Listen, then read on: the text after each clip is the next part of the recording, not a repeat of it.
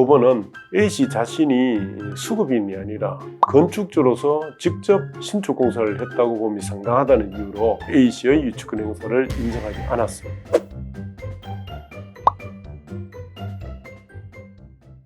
안녕하세요. 법무법인효연의 대표 변호사 김재곤입니다. 이번 시간에는 가짜 공사 도급 계약 관계를 밝혀내서 유치권을 깨뜨리기 하는 방법에 대해서 함께 알아보도록 하겠습니다.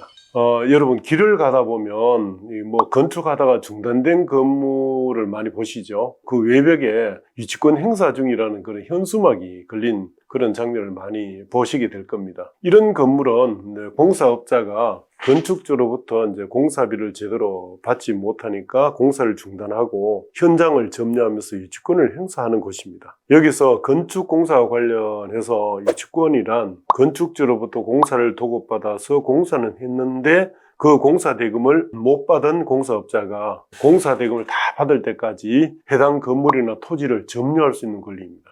이러한 유치권 행사 중인 건물을 경매로 낙찰받으려는 사람으로서는 그러한 유치권을 깨뜨리게 되면 큰 차익을 실현할 수 있습니다. 그리고 유치권을 깨뜨리는 방법에는 여러 가지가 있지만 여기서는 허위 채권이나 부풀린 채권으로서 유치권을 행사하는 경우에 대해서 이제 한번 살펴보도록 하겠습니다. 공사를 맡기는 도급인이 건축주죠. 건축주가 공사비나 세금을 절감 내지 탈세하거나 처음부터 경매를 염두에 두고 허위 유치권을 행사할 목적으로 편의상 아주 가까운 사람과 공사 도급 계약을 체결합니다. 실제 건축주가 자기가 공사하는데 다른 사람한테 공사 도급 계약을 체결한 것처럼 거의 허위의 공사 도급 관계를 만들어서 이제 공사하는 경우가 적지 않습니다. 그러다가 이제 공사 중에 자금 사정이 어려워서 이제 부도가 나면 그 공사업자로 하여금 이제 마치 진정한 공사업자인 것처럼 공사대금 채권 못 받았다. 이래서 그거에 의해서 유치권을 행사하게 합니다. 그러면 이제 낙찰가가 많이 떨어지겠죠. 유치권 때문에. 그래서 많이 떨어진 상태에서 저가에 매수하거나 낙찰자한테 유치권을 인수시켜서 낙찰자한테 이제 받아내려고 이런 꾀를 부리는 거죠. 그 외에 이제 실제 건축주가 공사 대금을 모두 다 지급했어요. 했는데 허위로 아직도 지급하지 못한 게 있다고 이렇게 우기는 경우도 있고요. 지급받지 못한 공사 대금 채권을 이제 부풀리는 경우 또 이제 종종 있습니다. 못 받은 채권이 1억밖에 없는데 2억을 못 받았다. 이렇게 부풀리는 경우죠. 이처럼 외관상 공사 도급 계약 관계의 어떤 형식을 띠더라도 실제로는 상방 간에 도급 관계가 존재하지 않으면 공사 대금 채권 자체가 존재하지 않는다고 보는 게 판례입니다. 그리고 또 이런 경우에 유치권 행사하는 것은 신의 측이 위반해서 위법하다고 보는 그런 판례도 있습니다. 그러면 여기서 이제 몇 가지 이런 사안에 대한 판례를 살펴보겠습니다. 먼저 대구 고법 판례를 보면 A씨가 중소기업 창업 자금 대출금으로 공장 신축 공사 자금을 조달하려고 형식상 비법인을 설립한 후에 그 비법인으로부터 자신이 공장 신축 공사를 도급받아 공사를 했다면서 유치권을 행사한 사례입니다. 그 사례에서 법원은 A씨 자신이 수급인이 아니라 건축주로서 직접 신축 공사를 했다고 봄이 상당하다는 이유로 A씨의 유치권 행사를 인정하지 않았습니다. 다음으로 부산고법은 도급인 회사는 수급인 회사가 공동주택을 건축하는 과정에서 시공사가 건축주를 겸하게 되는 경우 발생되는 문제를 고려해 별도 법인으로 설립한 페이퍼 컴퍼니로 수급인 회사와 실질적 운영자가 동일하고 공사 과정에서 협력하는 등 기타 재반 사정에 비추어 도급인 회사와 형식상 별개의 법인인 점을 들어 수급인 회사가 유치권을 주장하는 것은 신의 측에 반한다고 보았습니다. 다음으로 광주고법은 여러 건의 유사한 판례를 내놓고 있습니다. 첫째로 도급인들이 수급인이 대표사로 있는 회사의 임원인 점 등 재반 사정에 비춰볼 때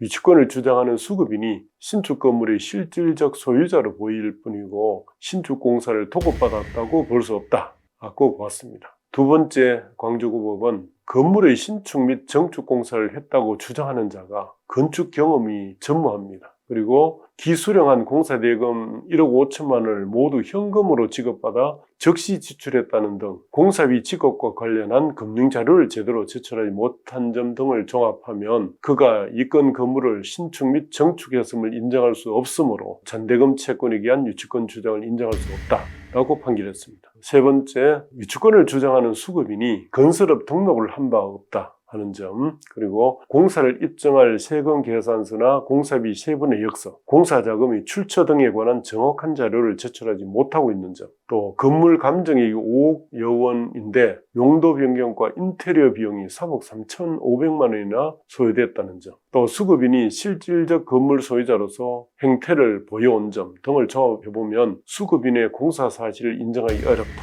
이렇게 봤습니다. 또 네 번째, 유치권 신고를 하면서 허위의 미수금 확인서, 공사도급계약서, 공사비 내역서 등을 냈다가 유치권 부존재 확인 소송에서 비로소 진정하게 작성된 시공계약서라고 제출해서 믿기 어려운 점, 건물이 완공되어 보존등기가 된 후에 유치권 신고가 이루어질 때까지 소유자 변경, 건재당권 설정 등이 있었는데도 가압류 등 공사대금 채권의 보존 조치를 전혀 하지 않은 점, 또 채무자에 대해 공사대금 청구의 소 등 공사대금을 지급받기 위한 절차를 전혀 진행하지 않다가 경매개시 결정이 내려지자 갑자기 유치권 신고를 한 사실, 이런 점을 종합해 보면 유치권 주장자의 공사대금 채권이 있다고 보기 어렵다. 이상의 판례와 같이 유치권을 행사하는 공사업자와 건축주가 친인척 관계에 있거나 법인의 대표와 이사, 직원의 관계 같은 이런 특별한 관계에 있으면 유치권이 인정되지 않습니다. 그래서 그런 사정을 입증해서 인도명령 신청이나 인도소송을 해서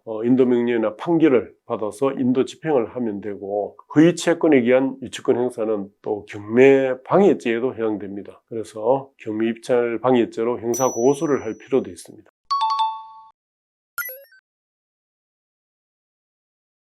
구체적으로 유치권자를 상대로 하는 인도명령이나 인도소송 등에서 유치권을 주장하는 공사업체의 사업자 등록, 건설업 등록, 매출 신고, 각종 세금 납부 등에 관한 관할 세무서장에 대한 어떤 과세 정보 제출 명령 신청 등을 해보고, 공사 관련 사업자 등록이나 건설업 등록이 되어 있지 않고 세금 신고 내역이 나타나지 않으면 허위의 도급 계약 관계일 가능성이 크다고 보시면 되겠습니다. 또한 유치권자와 건축주가 친인척이거나 법인과 임원 내지 주주, 직원의 관계 등 특수관계인인지 여부에 대해서는 가족관계 등록부, 주민등록등본, 재적등본, 법인등기부 등본, 주주명부 등을 확인해서 유치권자와 건축주가 사실상 동일시되는 특수관계에 있는지 여부를 밝히면 유치권을 부인할 수 있다고 할 것입니다. 그리고 유치권자에게 공사도급계약서, 공사시방서, 기타 설계도서, 공사내역서, 객관적 공사비 지출 정빙, 단순한 영수증이 아닌 계좌송금 내역, 세금 계산서 같은 거, 그리고 그 외에 자재납품서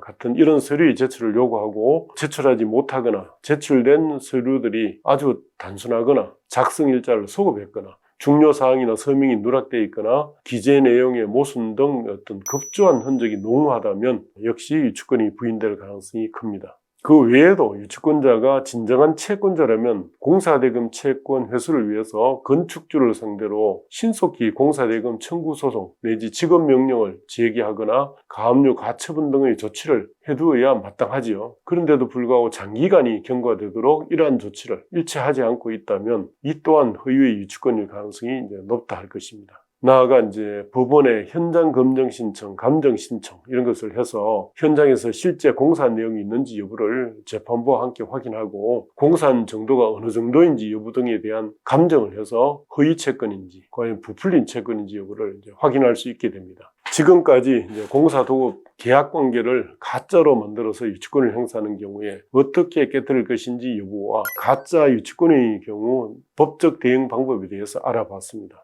다음 시간에는 유치권의 피담보 채권인 공사대금 채권은 일반 민사채권처럼 10년의 소멸시효에 걸리는 것이 아니고 3년의 단기 소멸시효에 걸려서 유치권도 함께 소멸될 수 있기 때문에 미리 판결을 받거나 가압류를 해두는 등 시효 중단 조치가 필요한 점에 대해서 말씀드리도록 하겠습니다.